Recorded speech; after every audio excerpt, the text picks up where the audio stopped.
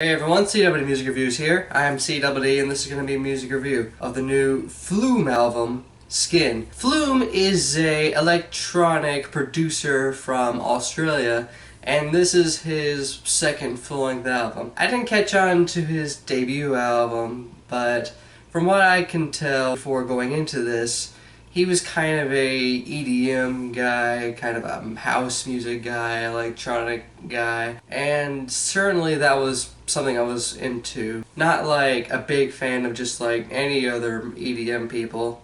Skrillex is okay, Diplo's okay. I'm not a big fan of Avicii or David Guetta. Calvin Harris is alright. So now you have Flume. My big concern with this album before getting into it is I need Flume to establish an identity with this album. I didn't want this to end up like the new Boer album that dropped this past March, where there was just a severe lack of identity and the features just pile-drived all over him in terms of the sound. With this record, I'm actually facing an opposite problem. There's definitely a sense of identity with this album. The instrumentals are, for the most part, pretty good to really good. Not overall fantastic, but still certainly standalone and solid for the most part. But the features end up being the Achilles heel for the most part, but only because they kind of leave Flume with like not a lot of room to maneuver. So to get right into it, there's like 3 different types of features on this album. The ones that suck, the ones that feel mismatched, and the other ones that range from decent to really good. So on the former note, we got the track Lose It with Vic Mensa. His verse is just so basic and so obnoxious, it's not even funny. It's my way or the highway and drop bombs like Nagasaki. Add to that, his voice doesn't work really all that well on the hook. But I think the worst feature on this album has to be Kukka, who not only has 2 guest spots on the album, but also the fact that she just sounds like a overly synthetic, unenthusiastic, and indistinct version of FKA Twigs. It's like Flume couldn't get the real deal, so he just kinda found someone that was just a bastardized clone or something. I didn't like her on the track Numb and Getting Colder, and I didn't like her on Smoke and Retribution, which actually has Vince Staples rapping on this track, and he's probably got my favorite rap verse on the album. The thing about this track is that Flume tried to mishmash 2 different tracks together, or at least it certainly feels that way. Though like I said, Vince has a pretty fantastic set of verses on this track. The first, I guess, being about what's happening with the black community. The second being about, I guess, this romance or something. And the third being this allegorical and ambiguous fusion of the 2. Though, one thing I do have to notice is that this beat, on the other hand, kind of does sound like a version of like an EDM-ish, sugary version of Lift Me Up off of his album Summertime '06. And the final of the ones I thought were kind of crappy was MNDR. It's like she was told to just load her vocals with so much eccentricity and passion and trying to pass that off as fantastic singing, abandoning technique and focus and just tone in the process. She's not horrible on this track. She definitely works with the energetic and really melodramatic feel of this track. I just don't care for how her voice sounds. Put Sia on this track and it would have worked much better. The track You Know with Alan Kingdom and Raekwon, it's an example of what happens when you kinda misplace features. On one hand, you have Alan Kingdom who's singing about being free from jail or something of that nature, being free from this oppressive thing and trying to make a change in his life. But on the other hand, you got Raekwon who assumes this persona of a mob boss of some kind and is playing to off this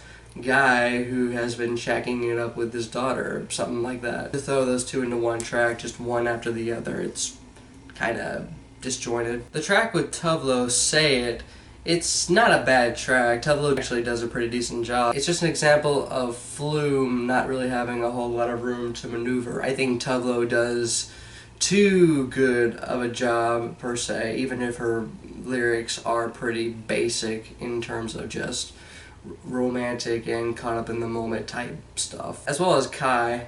Kai's pretty much the same way, although I do like the beat more on this track. Honestly, the only verses I liked a lot were Little Dragon and Beck. Little Dragon has a verse on Take a Chance. What I liked about Little Dragon's verse is that she's not really trying to overtake what it is Flume is doing. She's, I guess, setting a vocal atmosphere for Flume to just completely overtake the track in EDM fashion that he does particularly well, and just come back in when necessary, and I think that works particularly well. The same with Beck, although part of my enjoyment of Beck's feature on this track, Tiny Cities, is partially because I'm a Beck fan, but he definitely keeps his cool with this track and just lets Flume do his thing. Add to that, this is probably the best guest verse I've heard from Beck in a minute. I think on this track he definitely demonstrates a good singing voice, especially this start-stop melody he goes for. So pretty much that's my thoughts on the features. What about the instrumentals themselves? Well, like I mentioned, they're actually really good. Moments of cool and, I guess, ethereal ambient building into a nice EDM-ish drop. Take the opening track, Helix, which is one of the tracks here that doesn't have a guest feature, which is about 7 of them out of the 16. While it is formulaic, it definitely works pretty well. The track starts off kind of soft and in an ambient fashion. Kind of reminds me of the opening track off of the latest RJD2 album. It starts and it builds with like some flute and like some really off-kilter and chopped up sampled vocals coming in before it builds up to its climax, and it just breaks and dissipates for a minute until it once again builds back up into a driving EDM jam type thing that I enjoy a lot. Then there's a track Wallfuck, which is easily the most vulgar track on the record in terms of song titles. Not only that, but the instrumental here is pretty gritty and pretty off-kilter, and the sub-bass here is really menacing on this track. I do enjoy that. The track Pika has kind of a polka-ish vibe with how arrhythmic the that is going on. It's definitely an interesting track. A bit brief, but I think that works particularly well in context of this album, given that a good chunk of these tracks are relatively lengthy. Of course, these happen to be the ones with features on them. Then you get the track When Everything Was New, which has some children's sample going on in the background as if they're like all rushing to recess. I guess kind of going for this innocent vibe that the title of this track implies. It doesn't like go into like this overly dramatic EDM fashion, but regardless, it definitely goes somewhere. But I think my favorite of the tracks without features on them is Free. It's definitely a really cool second to closing track. I would have been pleased if this was the closing track to the album instead of Tiny Cities with Beck, but that one's also a pretty cool closing track. But anyway, Free. It's got this really attention grabbing, I guess, keyboard playing going on, or some kind of synth, whatever it is, he's playing the fuck out of it, before it eventually has like this refrain that's just like driving syncopated bass and synth that is really overwhelming, that I enjoy quite a bit. So there's nothing wrong with any of the instrumentals. I mean, they are pretty formulaic, but what Flume does with these tracks in particular isn't so formulaic that it just feels like rinse, recycle, repeat. There's definitely progression to a good chunk of these tracks in terms of instrumentation. Although you do have some tracks here and there that are just too long for their own good, like the track with the Luna George, Innocence, as well as Numb and Getting Colder with Kaka. These tracks in particular aren't necessarily justifying their lengths. The only track that's particularly lengthy that I can honestly say works with its length particularly well is, like I said, Take a Chance with Little Dragon, which is probably my favorite track on the record. So semi-formulaic EDM, but Definitely has character to it, definitely has color to it. It's definitely standalone and has identity to it. These tracks with features on them end up leading to another complaint of mine.